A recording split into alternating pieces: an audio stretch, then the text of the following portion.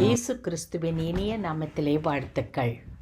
அன்பானவர்களே, இன்று நாம் பார்க்க இருக்கிற பகுதி எபிரெயர் 12வது அதிகாரம். எபிரெயர் அதிகாரம் 12, ஹீப்ரூஸ் சாப்டர் 12. கண்களை மூடி ஜெபிக்கலாம். எங்களை அதிகமாய் நேசிக்கும் எங்கள் அன்பின் பரம தகப்பனே, அப்பா பிதாவே, ஆண்டவரே, இந்த வாழ்க்கையை நாங்கள் எப்படி வாழ வேண்டும் என்ற முன்மாதிரியை எங்களுக்கு இதுவரை போதித்து வந்தீர். இந்த நாளிலே இந்த வாழ்க்கையை நாங்கள் எப்படி வாழ வேண்டும், இந்த முன்மாதிரிகளை எல்லாம் வைத்து நாங்கள் எப்படி வாழ வேண்டும் என்று எங்களுக்கு கற்றுக் கொடுக்கிறீர் ஆண்டவரே. அதை நாங்கள் கற்றுக்கொள்ள எங்களுக்கு கிருபை செய்யுங்க.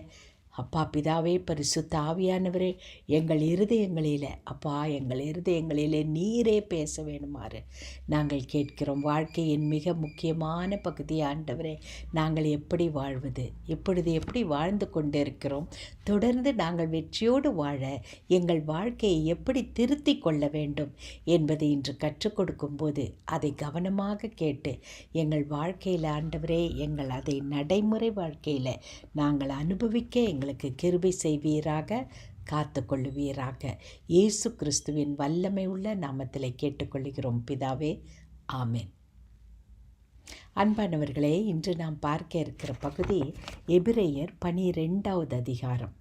அந்த 12வது அதிகாரம் துவங்கும் போதே நமக்கு தெரியும், அது துவங்குகிற விதம் எனவே என்று துவங்குகிறது.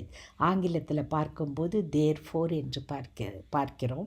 இந்த எனவே என்று துவங்கும் போதும் தேர்ஃபோர் என்று துவங்கும் போதும் அது அதற்கு முன்னாக சொல்லப்பட்ட காரியத்தை இப்பொழுது சொல்லப்போகிற காரியத்தோடு இணைத்து சொல்லுகிறது. எனவே முன்னாக எது சொல்லப்பட்டது என்பதை நாம் விளங்கி கொண்டால்தான் இப்பொழுது என்ன அவர் சொல்ல வருகிறார் என்பதை நாம் விளங்கி கொள்ள முடியும். தேர்ஃபோர் என்று சொல்லிவிட்டு அவர் அடுத்து தொடர்ந்து சொல்லுவது நாம் வாழ்க்கையை எப்படி வாழ வேண்டும். அந்த வாழ்க்கையை எப்படி வாழ வேண்டும் என்பதற்கு முன்மாதிரியாக அது நமக்கு ஒரு எக்ஸாம்பிள்ஸ் நமக்கு கொடுத்திருக்கிறார். அந்த எக்ஸாம்பிள்ஸை தான் நம்ம 11வது அதிகாரத்தில் பார்த்தோம். நான் அடிக்கடி உங்ககிட்ட சொல்லியிருக்கிறேன், நீங்கள் மனதில் வைத்துக்கொள்ளணும். ஒருத்தர் நம்மக்கிட்ட பேசும்போதோ இல்லை நமக்கு நல்ல அறிவுரைகளை சொல்லும்போதோ, வெற்றியாக வாழ்ந்தவர் இப்படி வெற்றியாக வாழ வேண்டும் என்பதை சொல்லும்போதோ அதை நாம் அதிகாரங்களாலோ இல்லது வசனங்களாலோ பிரிக்க முடியாது. அப்படி பிரித்து வாசிக்கும்போது அதனுடைய கான்டெக்ஸ்ட், அது எந்த சந்தர்ப்பத்தில் சொல்லப்பட்டது என்பதின் அர்த்தம் முழுவதுமாக மாறிவிடும். அதனால் நமக்கு எல்லாருக்கும் தெரியும், வேதாகமம் எழுதப்பட்ட போது அதிகாரங்களாக எழுதப்படவில்லை. வேதாகமம் எழுதப்பட்ட போது அது வசனங்களாக எழுதப்படவில்லை. வேதாகமம் ஒரு கடிதமாக எழுதப்பட்டது இல்லையா? அதை தான் நம்ம எபிசல்ஸ்ன்னு சொல்கிறோம். எபிசல்ஸ்ன்னு சொல்லும்போது நிருபங்கள் என்று தமிழில் சொல்கிறோம். நிருபங்கள் என்று சொல்லுவது வேறு எதையும் குறிப்பதில்லை. நிருபங்கள் என்பது கடிதத்தை குறிக்கிறது. ஒரு தனிப்பட்ட மனிதனுக்கல்ல, பொதுவாக ஒரு கூட்டமாக ஒரு மக்களுக்கு பொதுவாக எழுதுகிற ஒரு கடிதமாக அமைகிறது. இந்த கடிதம் என்று சொல்லுவது சாதாரணமாக சில காரியங்களை மட்டும்தான் நம்ம கடிதத்தில் எழுதுவோம், சுருக்கமாக இருக்கும். ஆனால் இந்த கடிதங்கள் எபிசல்ஸ்ன்னு சொல்லும்போது நீண்ட கடிதங்கள் ஒரு குழுவிற்கு எழுதப்பட்டது. தனிப்பட்ட மனிதருக்கு மட்டுமல்ல, ஒருவேளை தனிப்பட்ட மனிதருக்கு எழுதப்பட்டிருந்தாலும் பிற்காலத்திலே தொடர்ந்து அந்த கடிதங்கள் மற்றவர்களுக்கும் பயன்படக்கூடியதாக இருந்தது. இப்படி கடிதங்களை எழுதும்போது அவர் எப்படி எழுதுகிறார்? ஒரு அதிகாரமாக வசனங்களாக பிரித்து எழுதுவதில்லை. கடிதமாக நமக்கு தெரியும். அதனால் இந்த அதிகாரங்களை நீங்கள் வாசிக்கும்போது இதில் வருகிற அந்த அதிகாரங்களையும் வசனங்களையும் மனதில் எடுக்காமல் ஒரே தொடர்ச்சியான கடிதமாக இதை வாசித்தீர்கள் என்றால் அவர் இதுவரை விசுவாசத்தின் மேன்மையை குறித்தோ அதற்கு சாட்சியாக வாழ்ந்தவர்களை குறித்தோ அவர்கள் சாட்சியாக வாழ்ந்து நம்பிக்கையினாலே அவர்கள் எதையெல்லாம் சாதித்தார்கள் என்பதை பற்றியும் நாம் படித்து வந்தோம். இப்போ இதெல்லாம் சொல்லிகிட்டே வந்தவர் இப்போ இடையில் ஒரு பிரேக்கு கொடுத்து எனவே இதெல்லாம் நான் எதற்காக உங்களுக்கு சொன்னேன்னா, நீங்கள் என்ன செய்யணும், இவங்க இப்படியெல்லாம் செஞ்சாங்க, அவங்க விசுவாசத்தினாலே இந்த ஆசீர்வாதங்களை எல்லாம் பெற்றுக்கொண்டாங்க, அவங்க உங்களுக்கு ஒரு எக்ஸாம்பிள்ஸ், அவர்கள் உங்களுக்கு ஒரு முன்மாதிரி. அதனால் இப்பொழுதிலிருந்து நான் சொல்ல போவது, எனவே அந்த கனெக்டிங் லிங்க் வந்ததோ, இப்போ நான் சொல்ல போகிறது நீங்கள் எப்படி வாழணும், இதை பேசிக்கொண்டு இருக்கிற நான் எப்படி வாழணும், நாம் எப்படி வாழ வேண்டும் என்பதை இந்த 12வது அதிகாரத்தில் அழகாய் சொல்லுகிறார். எப்போ சொல்கிறார்? தேர்ஃபோர். அப்போது எனவே நீங்கள் என்ன செய்யணுமா, நமக்கு நியமித்திருக்கிற ஓட்டத்தில். அப்போ இந்த 3 வார்த்தைகளை மட்டும் பாருங்கள், இதுதான் கனெக்ட் பண்ணுது, நமக்கு நியமித்திருக்கிற ஓட்டம். இப்போ இந்த சொல்லும்போது இந்த 2 இடத்துலையும் நாம்னு பார்க்குறோம். அப்போது இங்கே இதை வாசிக்கிற ஒவ்வொருவருக்கும் ஒரு ஓட்டம் நியமிக்கப்பட்டிருக்கிறது. கிறிஸ்தவம் என்று சொல்லுவது, கிறிஸ்துவை நான் பின்பற்றுகிறேன், கிறிஸ்து எனக்குள் வசிக்கிறார், கிறிஸ்து என்னுடைய ஜீவியத்தை ஆளுகை செய்கிறார், இதெல்லாம் நம்ம சொல்கிறோம் இல்லையா? அதனால் அகெயின் இட் இஸ் அ மெட்டஃபர்னால் நாம் எதை செய்ய வேண்டும் என்பதை ஒரு உருவகமாக இணைத்து சொல்லுவது. நம்முடைய வாழ்க்கையானது ஒரு ஓட்டத்திற்கு ஒப்பிடப்பட்டிருக்கிறது. இந்த ஓட்டம் என்னவா, நமக்குன்னு நியமித்திருக்கிறது. அப்போனா பொதுவாக ஒவ்வொருவருக்கும் ஒரு ஓட்டம் நியமிக்கப்பட்டிருக்குது, நமக்குன்னு ஒரு ஓட்டம் இருக்குது. அப்போ நான் ஓட வேண்டிய வழி ஒன்று, நீங்கள் ஓட வேண்டிய வழி ஒன்று. எல்லாரும் இயேசுவை நோக்கி தான் ஓடுறோம், எல்லாரும் இந்த உலகத்தில் தான் வாழ்கிறோம். ஆனால் நமக்குன்னு ஒரு ஓட்டம் இருக்குது. இந்த ஓட்டம் என்று சொல்லும்போது இது ரன்னிங் ரேஸ். நம்முடைய கிறிஸ்தவ ஜீவியமானது ஒரு ஓட்டத்தை போல இருக்கிறது. அப்போ இந்த கிறிஸ்தவ ஜீவியத்தில் நான் ஓடுறேன்னா இது ஒரு டிஸ்டன்ஸ் வச்சு, ஒரு ஸ்டார்ட் பாயிண்ட்டு, ஒரு எண்ட் பாயிண்ட் வச்சு ஒரு ஓட்டம் ஃபாஸ்ட்டாக ஓடுறாங்க இல்லை, அந்த ஓட்டத்தை இந்த இடத்துல குறிப்பிடலை. இவர் குறிப்பிடுவது எந்த ஓட்டம் தெரியுமா? மேரத்தான் உங்களுக்கு தெரியும். நம்ம எல்லாரும் ஸ்கூலில் இருக்கிறப்போ அந்த கிரவுண்டில் ரவுண்டாக போட்டுருவாங்க, அந்த லைன் போட்டுருவாங்க, ஒயிட்டாக அந்த லைன்ஸ் கிளியராக போட்டுருவாங்க. ஒவ்வொருத்தருக்கும் ஒரு ட்ராக் இருக்கும் இல்லையா? அந்த ட்ராக்கில் அவங்க ஓடணும். அப்படியே அவங்க ஓடி போய் அடுத்தது நின்றுட்டு இருப்பாங்க. அவங்க நம்ம ட்ராக்லேயே இன்னொருத்தர் நின்றுட்டுருப்பாங்க. அவங்க கையில் நம்ம கொடுத்துட்டோன்னா, நம்ம ஓட்டத்தில் கொண்டு வர அந்த கோலையோ எதையோ அவங்க கையில் கொடுத்ததோ அவங்க ஓட்டம் அதை கையில் பெற்றுக்கொண்ட உடன் அவங்க ஓட நினைப்பாங்க. இதுதான் மேரத்தான். மனசில் இதை ஞாபகம் வச்சுக்கோங்க. இந்த 12வது அதிகாரத்தில் அவர் இதை எழுதியவர் இதை தான் சொல்கிறாரு. எபிரேயர் நிருபத்தை எழுதியவர், நீ உன்னுடைய கிறிஸ்தவ ஜீவியமானது ஒரு ஓட்டத்திற்கு ஒப்பிடப்பட்டிருக்கிறது. It is a marathon race. நீ தனியாக இந்த உலகத்தில் ஓடிட்டே இல்லை, நீ எதையோ தொடங்குற, நீ முடிச்சிடுற, நீ ஓடுற ஓட்டம் உன்னோட முடிஞ்சிருதுன்றது கிடையாது. It is a marathon race. நான் ஓடும்போதும் எனக்கு முன்னால் ஓடினாங்களோ அது என்ன பாதிக்கும்.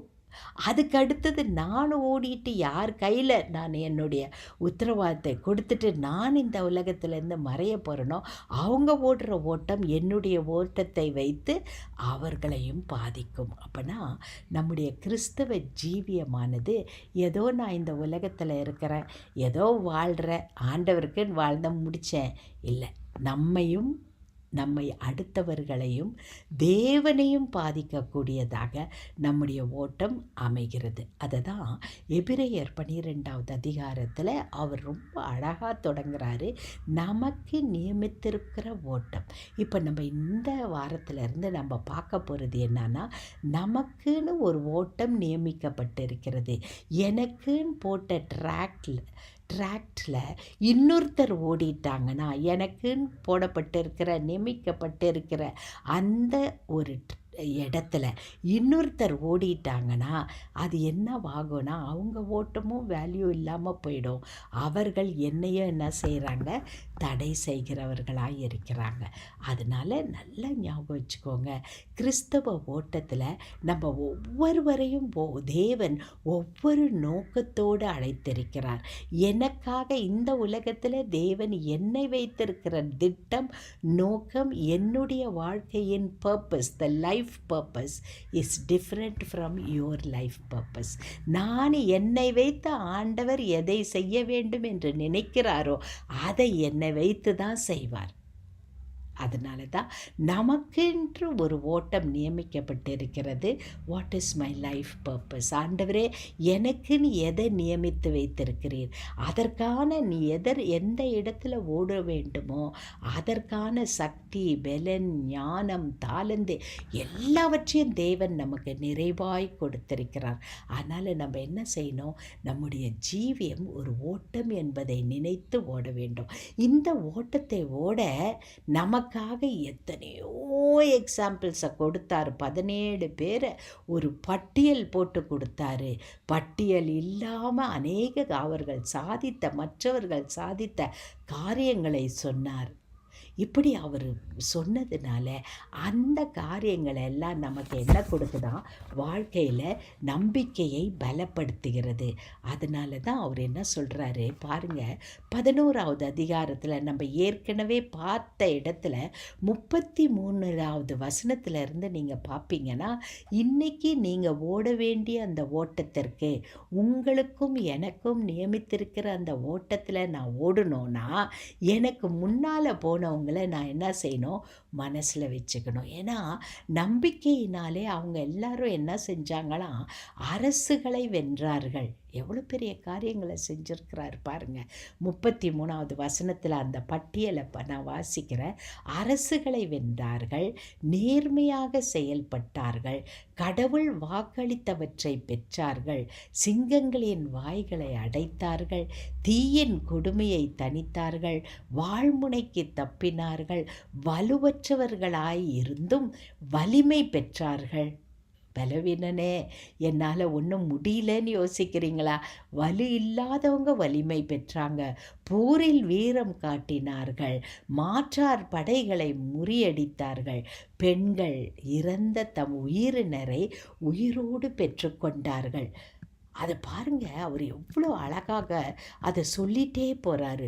உயிர் தெழுந்து சிறப்புறும் பொருட்டு சிலர் விடுதலை பெற மறுத்து வதையுண்டு மடிந்தனர். அப்படின்னா என்ன, விசுவாசத்தினால பெரிய காரியங்களையும் சாதித்திருக்கிறாங்க. விசுவாசத்தினாலே அவங்க என்ன செய்கிறாங்க, பாடுகளையும் அனுபவித்திருக்கிறார்கள். பாருங்கள், 35க்கு வரும்போது, வேறு சிலர் ஏளனங்களுக்கும் கசையடிகளுக்கும் ஆளானார்கள், விலங்கிடப்பட்டு சிறையில் கூட அடைக்கப்பட்டனர், சிலர் கல்லெறியப்பட்டனர், 2ஆக அறுக்கப்பட்டனர், வாளுக்கு இரையாகி மடிந்தனர், செம்மறியின் தோலையும் வெள்ளாட்டு தோலையும் போர்த்து கொண்டு அலைந்து திரிந்தனர், வறுமையுற்று வாடினர், துன்புறுத்தப்பட்டனர், கொடுமைக்கு உள்ளானார்கள். இவங்களுக்கெல்லாம், இத்தனை அருமையானவர்களுக்கு இந்த உலகம் என்ன இல்லை, தகுதியாக இல்லை. இவர்கள் மலைகளிலும் குகைகளிலும் நிலவெடிப்புகளிலும் பாலை வெளிகளிலும் அவர்கள் அலைந்து தெரிந்தார்கள். 39க்கு வந்துட்டோம். இது எல்லாமே நம்ம ஏற்கனவே பார்த்தது. இவர்கள் அனைவரும் தம்ம நம்பிக்கையிலே நற்சான்று பெற்றார்கள். என்ன இவர்களுக்கு கிடைத்தது?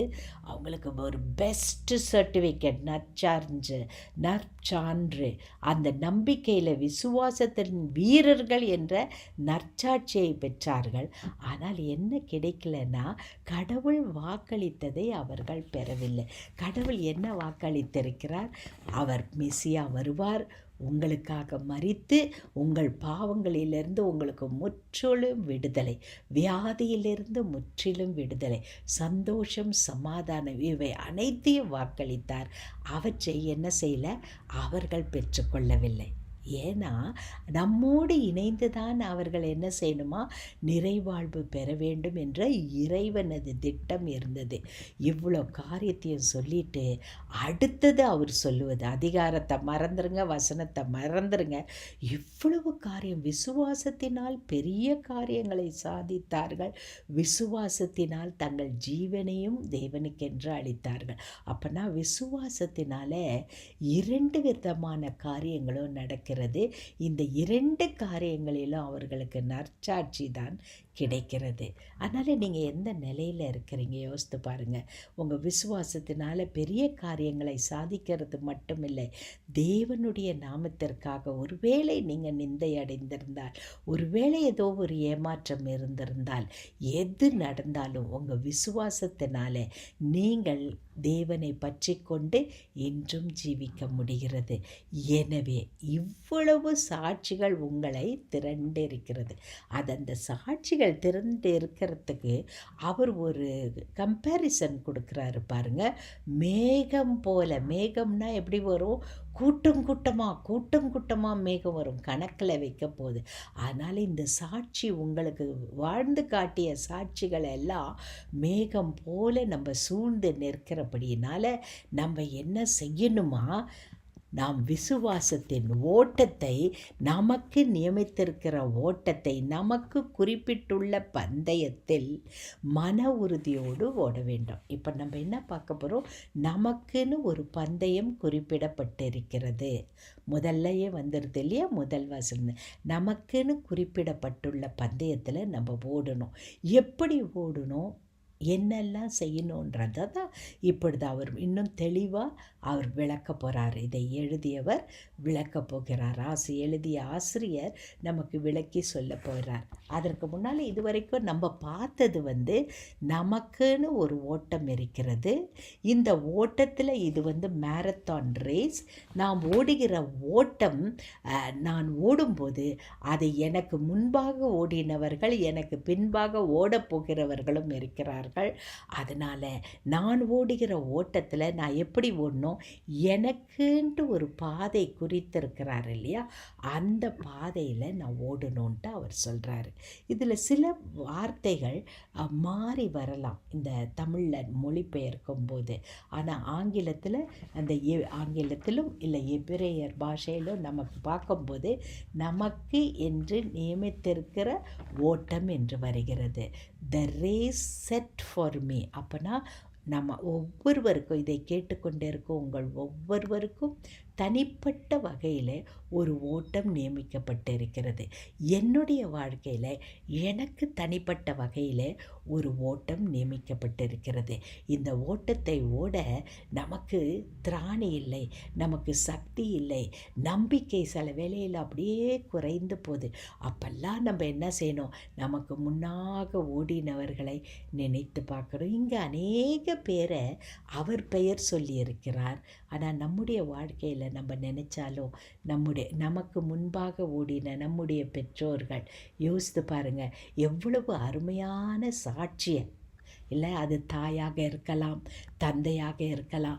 யோசித்து பார்க்கும்போது எவ்வளவு அருமையான சாட்சியை நமக்கு வைத்து போயிருக்கிறார்கள். இவர்களெல்லாம் மேகம் போல நமக்கு அந்த சாட்சிகள் திரண்டு இருக்கிறபடியினால் நம்ம என்ன செய்யணுமா, நம்முடைய ஓட்டத்தை ஓட வேண்டும். முதலாவது நம்முடைய ஓட்டத்தை நம்ம ஓடும்போது நமக்குன்னு நியமித்திருக்கிற ஓட்டத்தில் ஓட வேண்டும் என்பதை மனதில் தெளிவாக வைத்து கொள்ளணும். இப்போது இந்த 12வது அதிகாரத்தில் நம்ம பார்க்கும்போது நம்முடைய ஓட்டத்தை ஓடும்போது 3 காரியங்கள் முக்கியமாய் சொல்லப்பட்டிருக்குது. ஓட்டம் ஓடும்போது நீ எப்படி ஓடணும்னா, இன்னும் ஃப்ரீயாக ஓடணும். அதில் தமிழில் சரியான வார்த்தை எனக்கு தெரில, நல்லா யோசிங்க. ஒரு ஃப்ரீயாக இருக்கணும். உனக்கு எந்த ஒரு பாரமும் உன்னை அழுத்தக்கூடாது, எந்த பாவமும் உன்னை என்ன செய்யக்கூடாது, ஓடுவதை தடுக்கக்கூடாது. அதனால நம்ம ஓடுற ஓட்டம் எப்படி இருக்கணும், I need to run free. ஏதாவது இப்போ பிரயாணத்துக்கு போகிறோன்னு வைக்கங்க, நம்ம பிரயாணம் நல்லா செழிப்பாக இருக்கணும், ஒரு சந்தோஷமாக இருக்கணும்னா நம்ம பெரிய வெயிட்டை அந்த இடத்துல தூக்கிட்டு போக மாட்டோம். அப்போ தான் நம்ம நடக்கும்போது இல்லை டிரான்சிட் சேஞ்ச் பண்ணும்போதெல்லாம் நமக்கு ஈஸியாக இருக்கும். இப்போ தேசத்தை விட்டு தேசம் வரும்போது அவங்க என்ன செய்கிறாங்க, ஒரு பெரிய பாரமான சுமையை முதல்லையே நம்ம என்ன செய்கிறோம், டிக்கெட்டெல்லாம் செக் பண்ணும்போது அந்த பெரிய பெரிய பாரமான சுமையை நம்ம என்ன செய்கிறோம், அதை அனுப்பிட்டு நம்ம எந்த இடத்துல போய் இறங்க போகிறோமோ நம்ம டெஸ்டினேஷன், அந்த இடத்துல போய் தான் அந்த பெரிய சுமையை நம்ம திருப்பி எடுப்போம். அப்போ நடுவில் நம்ம போயிட்டுருக்கிற அந்த தூரத்தில் அந்த பெரிய சுமை நம்மக்கிட்ட இருக்கிறதில்ல. நம்ம ஹேண்ட் லக்கேஜுன்னு சொல்கிறோம் இல்லையா, சின்ன ஒரு சூட்கேஸ் எது நமக்கு அத்தியாவசியமான தேவை நம்ம போகும்போது இருக்குதோ அதை மட்டும்தான் எடுத்துகிட்டு போகிறோம். அதுபோல தான் நம்முடைய ஜீவிய ஓட்டத்தில் நமக்கு நம்ம எப்படி ஓடணுமா, ஃப்ரீயாக ஓடணும். ஞாபகம் வச்சுக்கோங்க, 3 காரியம் நம்ம தொடர்ந்து இந்த வசனங்களில் பார்க்கலாம். 1, ஃப்ரீயாக ஓடணும். 2வது ஃபோக்கஸ்டாக ஓடணும். I need to run free, I need to run focused. ஒரு குறிக்கோளை வைத்து ஓடணும், ஏதோ ஒன்றுன்னு ஓடக்கூடாது. நம்ம பிரயாணம் பண்ணும்போது கூட ஒரு இடத்துல இருந்து புறப்படும்போது சரியாக நம்ம என்ன செய்கிறோம், இந்த இடத்துக்கு நான் போய் சேரணுன்ட்டு நம்ம டிக்கெட்டு வாங்கும்போது குறிக்கோளோடு இந்த இடத்துக்குன்னு வரும். யாருமே எந்த இடத்துக்கு போகிறேன்னு எனக்கு தெரியாது, எப்படி போகிறேன்னு நம்ம போகிறதில்ல. அது போலவே எப்படி பாரமான சுமைகளெல்லாம் முதல்ல அனுப்பிடுறோமோ, அடுத்தது என்ன செய்யணும், வி நீட் டு கோ ஃபோக்கஸ்டாக இருக்கணும். ஒரு குறிக்கோள் வைத்து அதுக்கு நேராக ஓடிட்டுருக்கணும். 3வது என்ன செய்யணுமா, நம்ம ஃபெய்த்ஃபுல்லாக இருக்கணும், உண்மையோடு ஓட வேண்டும். அப்போனா இந்த ஓட்டம் நமக்கு நியமித்திருக்கிற ஓட்டத்தில், நம்முடைய வாழ்க்கையில் தேவன் வைத்திருக்கிற ஓட்டத்தில் நம்ம மேகம் போல திரளான சாட்சிகளை பார்க்கிறோம். வேதாகமத்தில் சொல்லப்பட்ட சாட்சி, அதோடு கூட நம்முடைய மூதாதையர்கள் நமக்கு வாழ்ந்து காட்டிய சாட்சி, இதெல்லாம் நம்ம மனசில் வச்சுட்டு 3 காரியத்தை நினைத்து ஓடணும். ஃப்ரீயாக ஓடணும், ஃபோக்கஸ்டாக ஓடணும், ஃபெய்த்ஃபுல்லாக ஓடணும். ஸோ பாரத்தை எல்லாம், அது அவர் எப்படி அழகாக சொல்கிறாரு பாருங்க, நீங்கள் திரண்டு வரும் மேகம் போல இத்தனை சாட்சிகள் நம்மை சூழ்ந்து நிற்க. இவ்வளவு சாட்சி நம்ம மனசில் இருக்கும்போது, இவர்களை பற்றியெல்லாம் படிக்கிற அந்த விட்னஸ் நம்முடைய மனசில் இருக்கும்போது, எந்த சுமையையும், முதலாவது பாரம், சுமையெல்லாம் தள்ளிடணும். இந்த சுமைன்னு சொல்லும்போது நீங்கள் நினைக்கக்கூடாது இது ஒரு பாவத்தை பற்றி இந்த இடத்துல சொல்லலை. அதுக்கு அடுத்தது தான் பாவம் வருகிறது. இங்கே பாரம், முதல்ல பாரத்தை நம்ம என்ன செய்யணும், எடுத்துடணும். பாரம்னா என்ன நம்ம யோசிக்கும்போது, நிறைய நேரத்தில் நமக்கு சில வேண்டாத நண்பர்கள் இருக்கலாம், நம்முடைய நேரத்தை தவறாய் செலவழிக்கக்கூடிய நண்பர்களாக இருக்கலாம், இல்லைன்னா ரொம்ப நெகட்டிவாக பேசி நம்முடைய மனதில் அதிக குழப்பத்தை ஏற்படுத்தக்கூடியவர்களாக இருக்கலாம். இல்லை மற்றவங்களை அல்லாட்டி இது ஒரு ஏதாவது நம்ம பார்க்குறோம் இல்லையா, வாட்ச் பண்ணுறோம். இப்போல்லாம் நமக்கு அடிக்கடி இந்த செல்ஃபோன்லேயே எல்லாம் வந்துடுது, யூடியூப் இருக்குது, எதை வேணாலும் நீங்கள் பார்க்கலாம். இந்த மாதிரி காரியங்களை பார்க்கறது நம்ம ஓட்டத்தை வேகமாக ஓடுறதுக்கு ஓடிட்டுருப்போம். ஆனால் இந்த சில காரியங்களை நம்ம பார்க்குறது, வேகமாக ஓடுறது என்ன செய்யும், தடுத்து நிறுத்தும். அது ஒரு சுமை. நீ உன் நேரத்தை எப்படி செலவழிக்கிற, யாரோட செலவழிக்கிற, எதை பார்த்து செலவழிக்கிற, உன்னுடைய எதை கேட்டு செலவழிக்கிற, இதெல்லாம் ஒரு பாரமான சுமையாக இருக்கும். ஆண்டவர் சொல்கிறார், இல்லைன்னா நம்முடைய கவலை, ஐயோ இது எப்படி நடக்குமோ, அது எப்படி நடக்குமோன்னு யோசித்து கவலைப்படுறோம் இல்லை, அந்த கவலையாக இருக்கும். இல்லைன்னா ஒரு ஸ்ட்ரெஸ்ஸு, ஐயோ இத்தனை காரியம் இருக்குதே, நான் எப்படி செய்வேன், இப்படிப்பட்ட காரியங்களை எல்லாத்தையும் தான் பாரம் என்று சொல்லுவது. இது பாவம் கிடையாது, பாரம். அதனால் அந்த டிஃப்ரென்ஸ் உங்களுக்கு தெரியணும். அப்போ இந்த பாரத்தெல்லாம் என்ன செய்யணும், மத்தேயு 11வது அதிகாரம் 28, 29-30 வருத்தப்பட்டு பாரம் சுமக்கிறவர்களே, நீங்கள் எல்லாரும் என்னிடத்தில் வாருங்கள். என்ன அழகாக கூப்பிடுறார். இட் இஸ் எ யூனிவர்சல் கால். நம்ம யாரை கூப்பிடுவோம்? பாரம் இல்லாதவங்களை தான் கூப்பிடுவோம். ஆனால் இயேசு கிறிஸ்துவினுடைய அழைப்பு, த யூனிவர்சல் கால் யார் தெரியுமா? உன் தலைமையில் பெரிய பாரம் இருக்குதா? வேண்டாத காரியங்கள்லாம் உன்னை நெருக்கி கொண்டு இருக்குதா? இந்த மாதிரி பாரமாக இருக்கிறதெல்லாம் நீ என்ன செய்ய? என்கிட்ட விட்டுடு. சங்கீதம், திருப்பாடல்கள் 55:22, நீதிமொழிகள் 16:31. இன்னொரு வசனமும் சொல்கிறேன். இதெல்லாம் குறித்து வைத்து கொள்ளுங்க. ஏதாவது உங்களுக்கு பாரமாக இருக்கும்போது இந்த வசனங்களை எடுத்து படித்து பாருங்கள். மத்தேயு 11:28-30, திருப்பாடல்கள் இல்லைன்னா சங்கீதம் 55:22, நீதிமொழிகள் 16:31, 1 பேதுரு 5வது அதிகாரம் 7வது வசனம். அதை மட்டும் நான் உங்களுக்கு படிக்கிறேன். நீங்கள் மற்றதை நீங்களாக படிங்க. 5வது அதிகாரம் 7வது வசனம். அவர் உங்களை விசாரிக்கிறவரானபடியால் உங்கள் கவலைகளை எல்லாம் அவர் மேல் வைத்து விடுங்கள். என்ன அழகாக இருக்குது பார்த்தீங்களா? நம்ம இந்த உலகத்தில் எனக்கு விசாரிக்கிறவர் யாரும் இல்லையேன்னு யோசிக்கிறீங்களா? என் கஷ்டம் என்னன்னு யாருமே விளங்க மாட்டேன்றாங்க. கூட பிறந்தவங்களால் விளங்க முடியல. என்னோட குடும்பத்தில் என் கூட இருக்கிறவங்களால விளங்க முடியலன்னு. இந்த உலகத்தில் யாருமே நம்மளை விளங்க முடியாது. அதனால தான் ஆண்டவர் சொல்கிறாரு, நான் உங்களை விசாரிக்கிறேன். உன்னுடைய பாரம் என்ன? எதுக்கு கவலைப்படுற? எதில் ஸ்ட்ரெஸ்ட் அவுட்டாக இருக்கிற? இந்த காரியம் நடக்கணும்னு அதிக நாளாக ஜெபிக்கிறேனே, நடக்கலையே. கர்த்தர்கிட்ட கொடுத்துரு. ஆண்டவரிடத்தில் கொடுக்க பழகுங்க. ஆண்டவரிடத்தை கர்த்தர்வேல் உன் பாரத்தை வைத்து விடு. இல்லையா? வைத்துட்டு என்ன செய்யக்கூடாது? அதை விட்டுறணும். அதை விட பழகி கொள்வது எப்படின்னா, வசனங்களை மனதுக்குள்ளே போட்டுருங்க. நம்முடைய தேவன் அண்ட சராசரங்களையும் படைத்தவர். ஒன்றும் இல்லாததில் உண்டாக கடவுது என்று அவர் சொல்லும்போது, இந்த அண்ட சராசரங்களும் உண்டாயிருக்கிறது, நாமே உண்டாக்கி இருக்கிறோம்.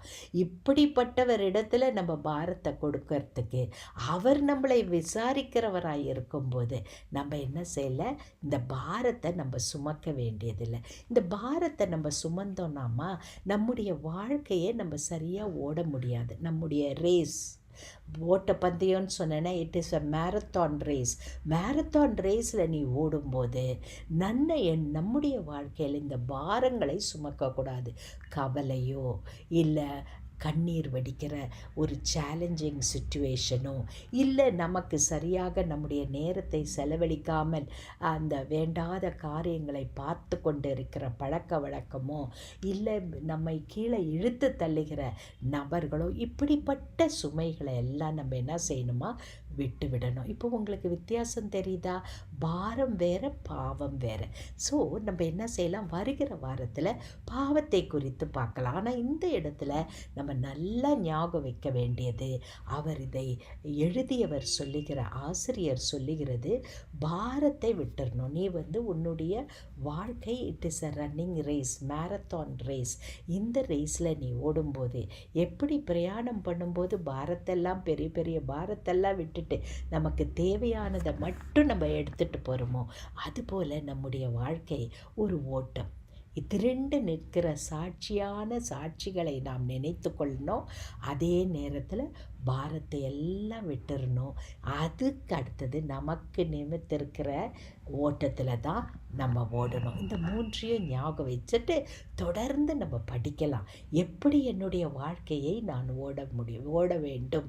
அப்போனா இன்றைக்கி முக்கியமாக நமக்கு சொல்லப்பட்டிருக்கிறது, பாரத்தை களைந்து விட வேண்டும். உங்களுடைய பாரம் என்ன? அந்த பாரத்தை என்ன செய்யாதீங்க? தூக்கிட்டு ஓட கிறிஸ்தவ வாழ்க்கையை பார்க்காதீங்க. கர்த்தர் நம்முடைய சுமத்தாங்கி. God is giving us an divine exchange offer. இந்த உலகத்தில் யாருமே கொடுக்க மாட்டாங்க. உன் பாரத்தை என் மேலே வச்சுடு, நான் நீ ஓட வேண்டிய அந்த ஓட்டத்திற்கு வேண்டிய சந்தோஷம் சமாதானத்தை கொடுக்குறேன், பயப்படாமல் ஓடு. இப்படி ஓடினவர் தான் பரிசுத்தவானாகிய பவுல். அதனால தான் அவர் சிறைச்சாலையில் இருக்கும்போது கூட அவர் சந்தோஷமாக இருக்க முடிந்தது. அவர் பாரத்தை எல்லாம் என்ன செஞ்சிட்டாரு? தேவன் பேரில் வைத்து விட்டார். கண்களை மூடி ஜெபிக்கலாம். எங்களை அதிகமாய் நேசிக்கும் எங்கள் அன்பின் பரமத்தகப்பனே, எவ்வளவு அழகாக சொல்லியிருக்கிறீர் ஆண்டவரே. இந்த உலகத்தில் ஆண்டவரே, பாவம் நிறைந்த விழுந்து போன இந்த உலகத்திலே நாங்கள் வாழும்போது அதிக பாரத்தோடு ஓடுகிறோம் ஆண்டவரே. இந்த பாரத்தை எல்லாம் தூக்கி கொண்டு நாங்கள் ஓடும்போது எங்களுடைய ஓட்ட பந்தயத்தில் எங்களால் ஓட முடியாமல் போய்விடுகிறது. அதனால் இன்னைக்கு ஆண்டவரே, எங்களுக்கென்று நியமித்திருக்கிற எங்கள் ஓட்டத்தில் ஆண்டவரே, பாரத்தை எல்லாம் நாங்கள் உன் பேரில் வைத்து ஆண்டவரே லகுவாக ஓட எங்களுக்கு கற்றுக் கொடுங்கப்பா.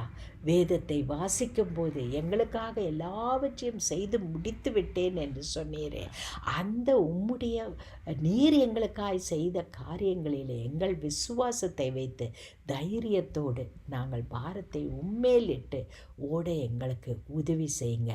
எங்கள் விசுவாசத்தை பலப்படுத்துங்க ஆண்டவரே, பலப்படுத்துங்க. பாரத்தை ஆண்டவரே, எல்லா பாரத்தையும், அது கவலையோ இல்லை எங்கள் பிரச்சனைகள் பலவிதமான சேலஞ்சஸோ, அது எந்த விதமான பாரமாக இருந்தாலும் அப்பாரங்களை எல்லாம் உன் பேரில் வைக்க நாங்கள் பழகிக்கொள்ள எங்களுக்கு உதவி செய்யுங்கப்பா, உதவி செய்யுங்க.